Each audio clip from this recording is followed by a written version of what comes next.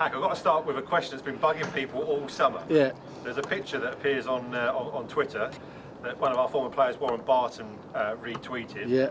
Summer camp, and it looked like Young Hack. a young Hack in there. Was it you? It was me, yeah. I had the opportunity to come down, and Keith Peacock and Tommy Taylor were in charge. I got offered a contract and I had to make a conscious decision. And I went and played for the other Amber team, Barnet, maybe purely because of location. Probably made a mistake, I don't know, but they were both successful teams at the time. Maidstone had just got promoted into the Football League, and it was a good time for me, and I really enjoyed it, but I just made the decision to drop back into the Conference National with Barnet, and I don't know if it was the right or wrong decision, but I had, fond memories, hard work. Keith Peacock and Tommy Taylor put me through. Yeah, so it was me, young Hack, yeah, many years ago. So of course, put that right now. You've been obviously with us, with John for 18 months or so. Yeah. Now, obviously, over the summer, all that's turned around. You're now in charge. But let's just face it, it's not been the easiest of summers at all, has it? Not at all. I mean, obviously, the pandemic that we've had has changed everything and how society and the world look at things now. Sport was probably on the last of the agenda of people's minds, and the focus was elsewhere. A lot of people have lost their jobs, and a lot of people, are struggling, and we've lost so many people because of this pandemic. But we're grateful we're back. We're back at our stadium. Today was a good day. We had a good pre-season game. I think our football club is the foundations are set. We're solid. We're not going to be one of them clubs that will probably falter.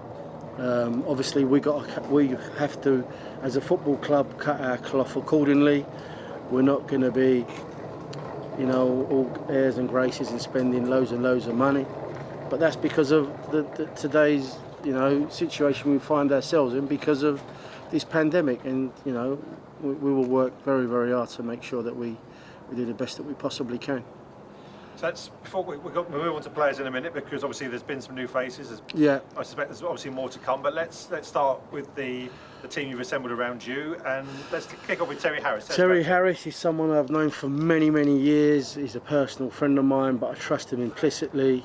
I worked with him at Dagenham and I worked with him at Luton, and we were very successful at both places. Terry has worked at Dagenham, he's worked at Boreham Wood, he's worked at many places, Luton, and he's been very successful. He's probably the best number 2 any manager could possibly have. He's trustworthy, he's very meticulous, football's his life, and I welcome him to the Gallagher. Hopefully the Genco end can get singing behind him a few times, but no, we're fortunate. We've got Jim Stannard here as well, as a personal friend of mine. Jim's been in the industry a very, very long time. He's come in and he's helping us improve the goalkeeper situation, and we look more professional when we got a goalkeeper coach at helm. Chrissy Lewington doubled up doing that, but I think there's a lot of pressure off Chrissy now, and we're lucky for that. We've got Dave Richardson, the fitness and conditioning coach, who I've worked with previously, and alongside him we've got Dominic, who's his understudy, but they all work very closely together to make sure we maximise what we've got at our disposal. So we're quite fortunate. And then we've got Ian and we've got Rose, who do an unbelievable job. Then we've got Mark, who's here day in, day out with us. We've got you, obviously. We've got Gucci. We're quite fortunate that the backup team we've got is quite strong. We've got Beth, who's our physio, and we've got Luke Jenner, who's head of medicine. So we've got a good infrastructure in place now. So hopefully that will help us maximise the players' potentials. So let's go into some of the new faces.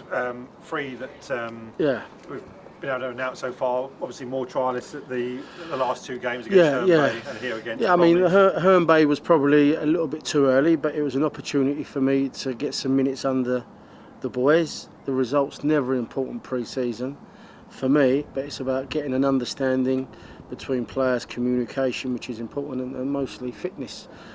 Today was much better. I sort of set out to play a team that I thought was our strongest to start with. We've got a few injuries here and there, which we know about, in Akimbi and obviously Crash got sent off to the other day, and the county treated it as a 1-game ban. But Big Joe played for me at Braintree, done ever so well for me. He was my captain there. I think he played 40 odd games in the league above last season. You know, he's someone that I depend on quite a lot, and he's going to be a good asset for us. Again, Scotty Rendell, I had the opportunity to work with him at Luton when we won the league. Scotty's a good target man. He brings a wealth of experience and knowledge, and he'll be helping some of the younger guys around the place. And I think him and George will be a very, very good partnership. And Kreshnik was someone that I always liked because he had a little bit of tenaciousness to his game. He's a character and a personality that wants to win. Sometimes he overdoes it and we've got to pull the reins in. But we're happy with the free signing so far. So of course it won't have escaped supporters' notice, and I'm sure yours as well, that we're sitting around the 12-13 mark in the number that are in that squad at the moment. Yes. Number of trialists around. When are you going to make a decision on those? Probably in the next 2 or 3 weeks. We need to have a squad. We realise that.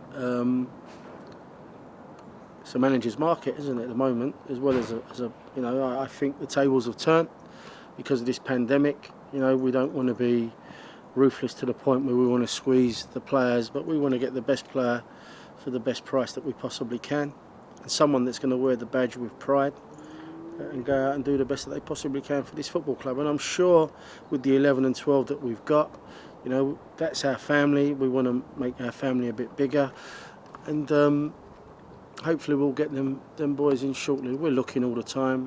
We get loads of phone calls and loads of emails, and as you know, you pass some on to me. Just got to be, sort of to the extent that we have to look at every single one and decide which one will be us, because, like I said earlier on, we have to cut our cloth accordingly. I guess we're very fortunate here as well to have a good, solid under-23 side. Yeah, we got Simon and Kane are doing a fantastic job. And Antonio obviously does a bit of analysis for them, and he'll be doing some for the first team as well. So the infield structure at the club is unbelievable. Them guys have done a great job last year. I worked with them very closely, and long may that continue. And some of their boys have been training with us. But obviously we want to have the best players at our disposal, and that's what we're going to try and do. If it's one of them, it's one of them. If it's somebody else, it'll be somebody else. But we're not going to be, and I know by talking to the chief exec and to the owners, we haven't got an open checkbook. We're not going to go silly. We're going to be sensible and do the best that we possibly can. But there's a few teams in this league at the moment that are being silly. We're not one of them. Now, ordinarily, we're first weekend in September. We would probably have 8-9 games under our belts by now if things have been normal times.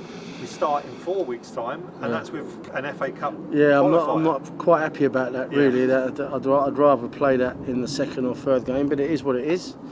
I know that the FA Cup has already started, and teams have played last week, so we'll await to see who we're going to play in that.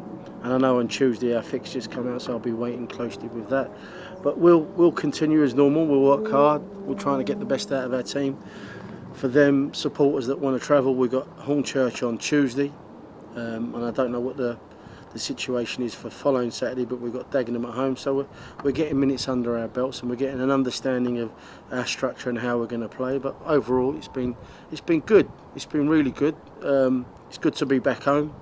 I call it home because maybe I had the opportunity many years ago to come here and I haven't, but I want to see that Genco end full up with our supporters again. With the passion and desire. And I want to thank them for all their support, and I hope that all their families are safe, and I hope that we can get them through the turnstiles as quickly as possible.